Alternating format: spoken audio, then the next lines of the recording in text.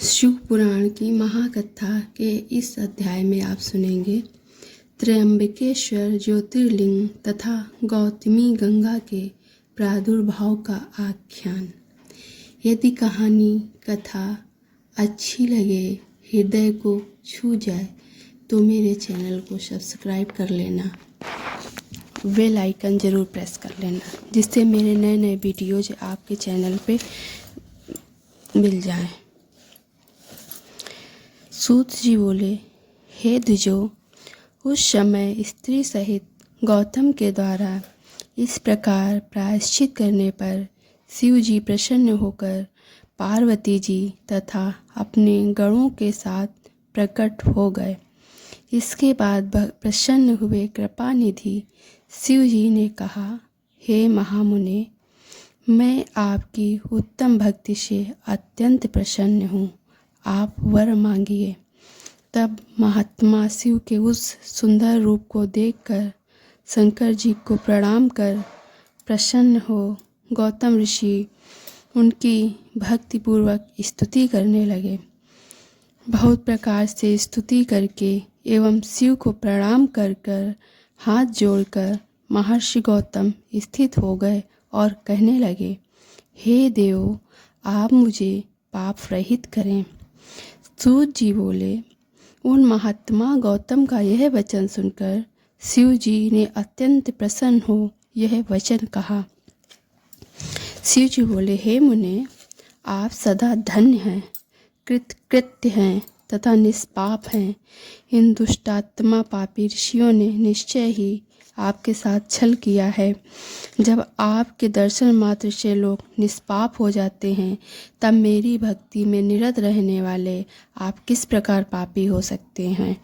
हे मुनि, जिन दुष्टों ने आपके प्रति उपद्रव किया है, वे ही पापी, दुराचारी और हत्यारे हैं।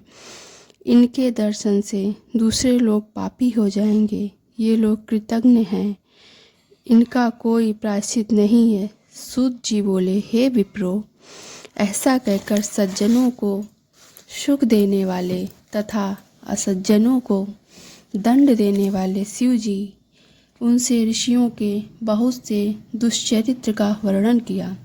शिव जी की बात सुनकर महर्षि गौतम अत्यंत आश्चर्यचकित हो गए और उन्होंने हाथ जोड़कर शिव जी को भक्तिपूर्वक प्रणाम करके पुनः कहा। गौतम बोले, हे महेश्वर, उन ऋषियों ने मेरा बहुत बड़ा उपकार किया है। यदि वे ऐसा न करते तो आपका दर्शन कैसे होता। वे ऋषि धन्य हैं जिन्होंने मेरा अत्यंत कल्याण किया। उनके दुराचरण के कारण ही मेरा बहुत बड़ा स्वार्थ सिद्ध हुआ। सूत जी बोले, उनकी यह बात सुनकर अति प्रसन्न हुए शिव जी ने कृपा दृष्टि से गौतम की ओर देखकर शीघ्र ही उनसे कहा। शिव जी बोले, हे विपेंद्र, आप धन्य हैं, आप सर्वश्रेष्ठ ऋषि हैं। मुझे परम प्रसन्न जानकर आप उत्तम वरदान मांगिए। सूत जी बोले, हे द्विजो, उसके बाद गौतम ने भी अपने मन में विचार किया, अब मेरे पाप की प्रसिद्धि लोक में हो चुकी है, इसलिए यह जिस प्रकार झूठ ना हो, उन ऋषियों की कही बात सत्य करनी चाहिए। ऐसा निश्चय करके शिव भक्त मुनि श्रेष्ठ गौतम ने हाथ जोड़कर सिर झुका करके शिव जी से यह वचन कहा। गौतम बोले, हे नाथ, आप सत्य हैं, किंतु जैसा पंचों ने निर्णय दिया है वह अन्यथा ना हो। जैसा उन लोगों ने निर्णय दिया है वही होने दीजिए। हे देवेश, यदि आप प्रसन्न हैं तो मुझे गंगा प्रदान कीजिए और इस प्रकार लोक का उपकार कीजिए। आपको नमस्कार है, आपको बारंबार नमस्कार है। सूत जी बोले, ऐसा कहकर लोक कल्याणकारी इच्छा से गौतम ने उनके चरण कमल पकड़कर देवेश को प्रणाम किया। इसके बाद पृथ्वी तथा स्वर्ग के सारभूत जिस जल को निकाल कर पूर्व में रख लिया था और विवाह काल में ब्रह्मा जी के द्वारा दिया गया जो कुछ शेष जल बचा था, उसे भक्त वत्सल भगवान शिव ने उन मुनियों को प्रदान किया। उस समय वह गंगाजल परम सुंदरी स्त्री के रूप में परिणत हो गया। तत्पश्चात ऋषिवर ने उस स्त्री रूप जल की स्तुति उसे प्रणाम किया। गौतम बोले, हे गंगे, आप धन्य हैं, कृतकृत्य हैं, आपने जगत को पवित्र कर दिया, अतः निश्चय ही नरक में गिरते हुए मुझे भी यह पवित्र कीजिए। सूत जी बोले, तब सबका हित करने वाले शिव जी ने कहा, हे गंगे, सुनो, तुम मेरी आज्ञा से इन गौतम मुनि को पवित्र करो। तब उन शिव तथा गौतम के वचनों को सुनकर भगवान शिव की शक्ति परम पावनी गंगा जी ने शिव जी से कहा। गंगा जी बोली, हे प्रभो, मैं मुनि को परिवार सहित पवित्र कर अपने स्थान को जाऊंगी। मैं सत्य वचन कहती हूँ। सूत जी बोले, जब गंगा जी ने ऐसा कहा तब भक्त वत्सल शिव जी ने लोकोपकार के निमित्त गंगा जी से पुनः यह वचन कहा। शिव जी बोले, हे देवी, वैवस्वत मनवंतर के 28वें कलयुग तक तुम यहीं निवास करो। सूत जी बोले, उन स्वामी शिव का यह वचन सुनकर नदियों में श्रेष्ठ उन पावनी गंगा ने कहा। गंगा जी बोली, हे स्वामिन, हे महेश्वर, हे त्रिपुरांतक, यदि आप सबकी अपेक्षा मेरा महात्म्य अधिक रहेगा तभी मैं पृथ्वी पर निवास करूंगी। हे स्वामिनी, हे प्रभो, एक और बात सुनिए। आप अपने गणों एवं पार्वती सहित अपने सुंदर स्वरूप से मेरे समीप निवास कीजिए। शिव जी सूत जी बोले, उनका यह वचन सुनकर भक्त वत्सल शंकर ने लोकोपकार के लिए गंगा जी से पुनः यह वचन कहा। शिव जी बोले, हे गंगे, तुम धन्य हो। सुनो, मैं तुमसे पृथक नहीं हूँ, फिर भी मैं यहाँ निवास करता हूँ और तुम भी निवास करो। सूत जी बोले, इस प्रकार स्वामी सदाशिव की बात सुनकर गंगा ने प्रसन्न चित्त होकर उनकी आज्ञा स्वीकार कर ली।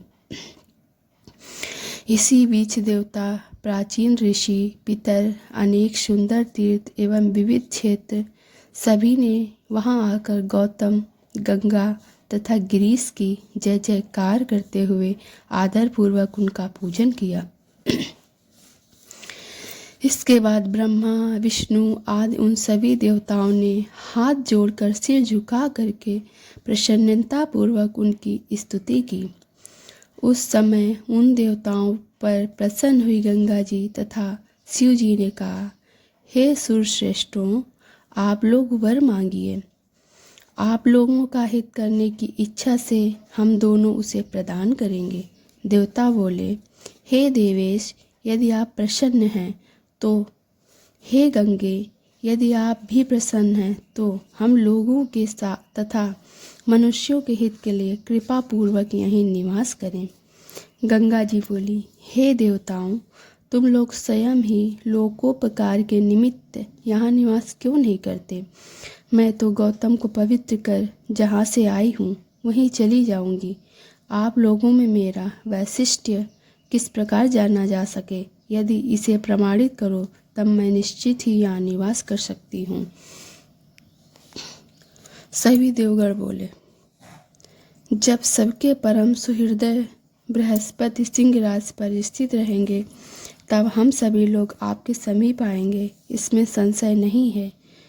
हे शरीधरे, इस लोक में 11 वर्ष पर्यंत लोगों का जो पाप प्रक्षालित होगा उससे हम लोग मलिन हो जाएंगे। तब हे प्रिय, उस पाप को धोने के लिए हम लोग निश्चित रूप से आपके पास आएंगे। हे महादेवी, हम लोग आदरपूर्वक सत्य कह रहे हैं। हे शरीधरे, लोकों पर अनुग्रह करने तथा हम लोगों का हित करने के लिए आपको यह शंकर जी को भी यहीं रहना चाहिए।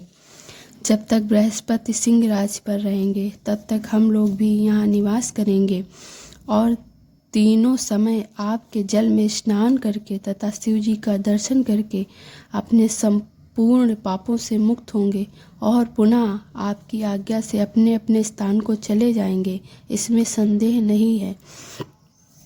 सूत जी बोले, इस प्रकार महर्षि गौतम तथा उन देवताओं के द्वारा प्रार्थना किए जाने पर वे शंकर जी प्रेम पूर्वक वहीं स्थित हो गए और वे गंगा जी भी स्थित हो गईं।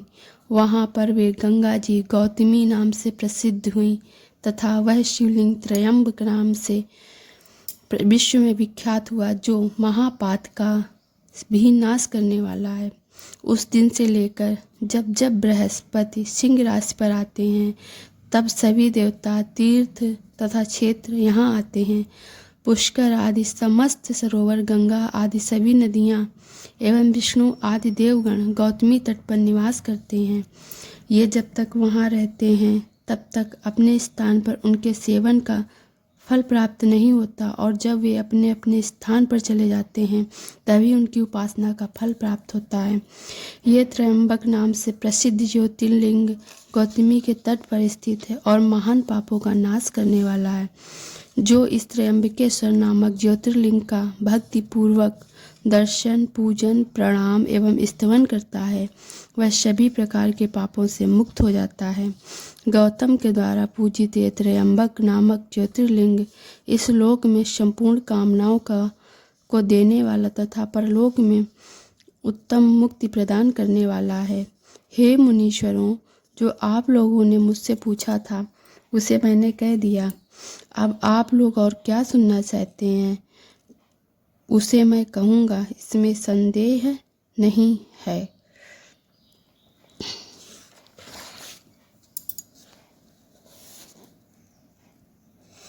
गौतमी, गंगा एवं त्रयंबकेश्वर ज्योतिर्लिंग का महात्म्य वर्णन। ऋषिगण बोले, हे प्रभु, गंगा किस स्थान से जल रूप में प्रवाहित होकर प्रकट हुई? हे प्रभु, उनका महात्म्य सबको अपेक्षा अधिक क्यों हुआ? इसे बताइए। हे व्यास शिष्य, जिन दुष्ट ब्राह्मणों ने महर्षि गौतम को दुख दिया, बाद में उन्हें क्या फल मिला, उसे कहिए। सूत जी बोले, हे ब्राह्मणों, उस समय गौतम के द्वारा प्रार्थना करने पर स्वयं गंगा जी शीघ्र ही उस ब्रह्मगिरि से प्रकट हुई। गूलर वृक्ष की शाखा से उनकी धारा निकलती। तब सुप्रसिद्ध मुनि गौतम ने आनंद में स्नान किया। गौतम के जो शिष्य थे तथा अन्य आए हुए जो महर्षिगण थे, उन सभी ने वहाँ पर प्रसन्नता पूर्वक स्नान किया। तभी से उस स्थान का नाम गंगा द्वार प्रसिद्ध हो गया। हे मुनियों, इस रमणीय क्षेत्र का दर्शन करने से संपूर्ण पापों का अपहरण हो जाता है। इसके बाद महर्षि गौतम से द्वेष करने वाले वे सभी ऋषि भी स्नान करने के लिए वहां आ गए। तब उन्हें देखकर वे गंगा जी शीघ्रता से अंतर्ध्यान हो गईं। महर्षि गौतम ने हाथ जोड़कर सिर झुकाकर गंगा की बारंबार स्तुति करते हुए शीघ्रता से कहा, ऐसा मत कीजिए, ऐसा मत कीजिए। गौतम बोले, हे माता, ये सभी महर्षि श्रीमद में अंधे हो, सज्जन हो तथा असज्जन हो, परंतु मेरे इस पुण्य के प्रभाव से आप इन्हें दर्शन दीजिए। सूत जी बोले, हे ऋषि श्रेष्ठों, इसके बाद आकाश मंडल से गंगा जी की वाणी प्रतिध्वनित हुई। आप लोग गंगा जी के उस उत्तम कथन को सुनिए। गंगा जी बोली, ये अत्यंत दुष्ट, कृतज्ञ, स्वामी से द्रोह करने वाले, धूर्त और पाखंडी हैं। इन्हें देखना तक नहीं चाहिए। गौतम बोले, हे माता, महापुरुषों की इस कथन को आप सुनिए और भगवान शंकर के वचन को सत्य कीजिए। इस पृथ्वी पर जो मनुष्य अपकार करने वालों का भी उपकार ही करता है, मैं उससे पवित्र होता हूँ। यह भगवान का वचन है। सूत जी बोले, महात्मा, गौतम मुनि का यह वचन सुनकर आकाश मंडल से पुनः गंगा जी का कथन ध्वनित हुआ। हे गौतम महर्षि, आप सत्य और कल्याणकारी वचन कह रहे हैं, फिर भी ये संसार को शिक्षा देने के लिए प्रायश्चित करें। विशेष रूप से आपके अधीन हुए इन लोगों को आपकी आज्ञा से 101 बार इस पर्वत की परिक्रमा करनी चाहिए। हे मुने, तभी इन दुराचारियों को मेरे दर्शन का विशेष अधिकार प्राप्त होगा। यह मैंने सत्य कहा। सूत जी की यह बात सुनकर सभी दीन ऋषियों ने हमारे अपराध को क्षमा करें। गौतम से इस प्रकार प्रार्थना कर पर्वत की परिक्रमा की। उन ऋषियों के द्वारा ऐसा कर लेने पर उन गौतम ने गंगा जी की आज्ञा से गंगा द्वार के नीचे वाले स्थान का नाम कुशावर्त रखा। उसके बाद वे गंगा जी गौतम को प्रसन्न करने के लिए वहाँ पुनः प्रकट हुई। तब से यह श्रेष्ठ तीर्थ कुशावर्त नाम से प्रसिद्ध हुआ। वहाँ स्नान करने वाला मनुष्य अपने सभी पापों का त्याग करके दुर्लभ विज्ञान प्राप्त कर शीघ्र ही मोक्ष का अधिकारी हो जाता है। इसके बाद जब गौतम एवं अन्य ऋषिगण परस्पर मिले, उस समय जिन्होंने पहले कृतज्ञता की थी वे लोग लज्जित हो गए। ऋषिगण बोले, हे सूत जी, आप लोगों ने तो इसे दूसरी तरह से सुना है, हम इसका वर्णन करते हैं। गौतम ने क्रुद्ध होकर उन्हें शाप दिया था, आप ऐसा जानिए। हे द्विजो, कल्पभेद के कारण वह भी सत्य है।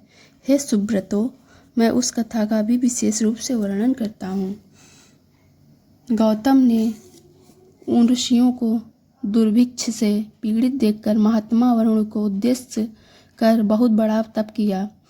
उसके अनंतर वरुण की कृपा से उन्होंने अक्षय जल प्राप्त किया और तत्पश्चात बहुत से धान और जौ बोवाए। हे ऋषि श्रेष्ठों, इस प्रकार उन परोपकारी महर्षि गौतम ने अपने तपोबल से उनके भोजन का प्रबंध किया। किसी समय उनकी दुष्ट स्त्रियां जब जल लेने के लिए प्रसंग में अपने ही व्यवहार के कारण अपमानित हो गईं, तब वे क्रुद्ध होकर अपने पतियों से गौतम के प्रति ईर्ष्यायुक्त वचन बोलीं।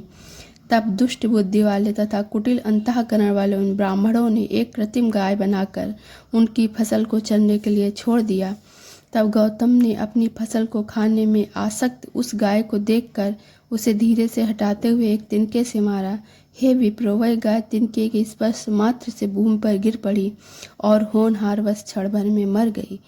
तब वहाँ के कुत्सित विचार वाले सभी ऋषिगण एकत्र होकर कहने लगे कि गौतम ने गाय मार डाली। इसके बाद शिवभक्त गौतम गाय मर गई ऐसा सोचकर भयभीत हो गए और उनकी पत्नी अहिल्या तथा शिष्यों सहित आश्चर्य में पड़ गए।